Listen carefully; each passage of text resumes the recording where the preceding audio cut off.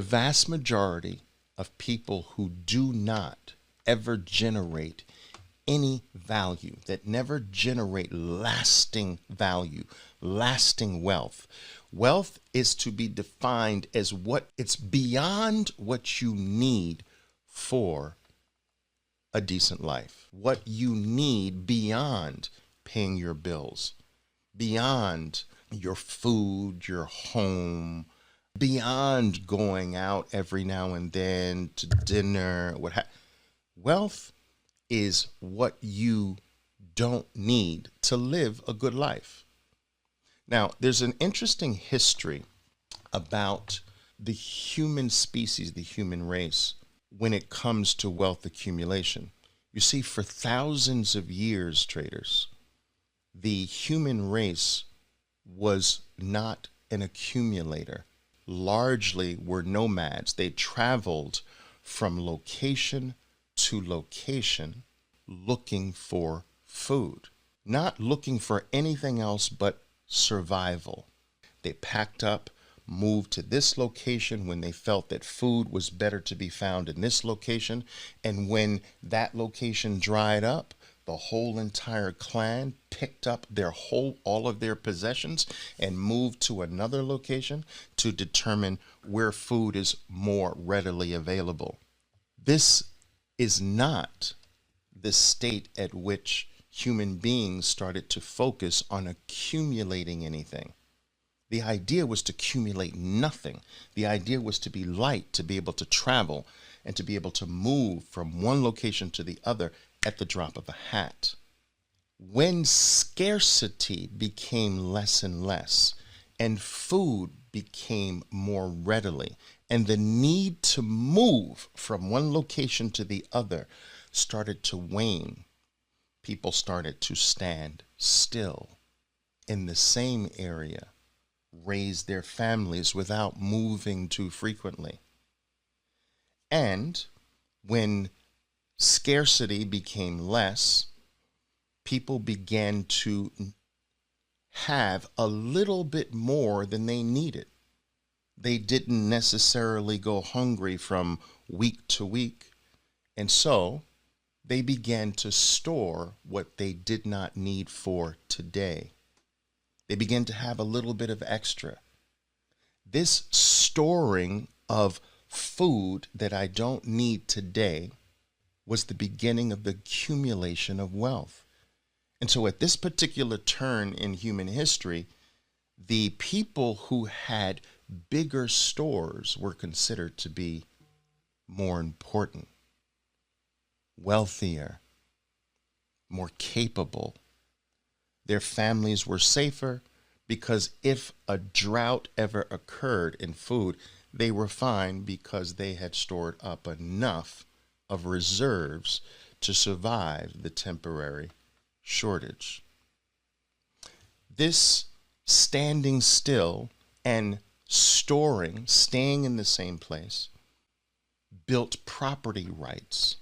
So instead of moving as nomads from cave to cave and forest to forest and land to land, people became more stationary. And this more stationary lifestyle caused people to sort of say, well, okay, this is my piece of land. This is where I'm going to settle right here. Property rights. This is my right to have this area is mine. And then because scarcity began to wane, people began to have more than they needed, which caused the need to store and to begin to accumulate. Now, the people who stored the best were considered wealthier. The people who never stored would wind up working for those who did store so that they could survive. Now, do you see how important becoming a storer is? I mean, history tells us that the storers actually will get to a place where they support the non-storers. The wealthy support the non-wealthy. It's all about storing. Now, what's interesting in this history as well is that as certain people who were able to generate more than they needed and to begin to store, these people began to need protection from some of those who did not store, because those who did not store would sometimes see someone who did store and want to take what was stored by that family or that person. And so the storers began to need protection. This is what began to bring about governments. Governments came into existence because of wealth accumulation. There were no governments. So a group of families would get together and say, John, you are in charge of protecting the region for us. We'll take care of your family. We'll take care of everything you need. You don't have to work. Your job now is just to protect the region for us. Government selected official to protect the region. Governments came into existence to protect the wealth of accumulators. That's their only purpose. So many people believe that the government's purpose is to help those who don't have. Wrong. You do not know the history of how governments came into existence then if you think governments were designed to help the poor. No, governments came into existence. Elected officials came into existence to protect the accumulators, to protect the wealthy. And if you do not make the moves to transfer, to switch, to convert yourself from being a liver to an accumulator, from being a survivor to a collector of property, a collector of certain rights, a collector of certain assets that don't go to zero. If you don't make the moves to do that, you will forever be in the cold, because no matter what the marketing is, governments came into existence to protect the wealthy, and it will never change. Ever, ever. Do you understand? Ever. Now, some people say, well, Oliver, how can you say that? Because governments do give money to the poor. Well, it's not a common thing. Some of your more developed nations give it to the poor, give certain things to the poor, but why? Just to keep the peace.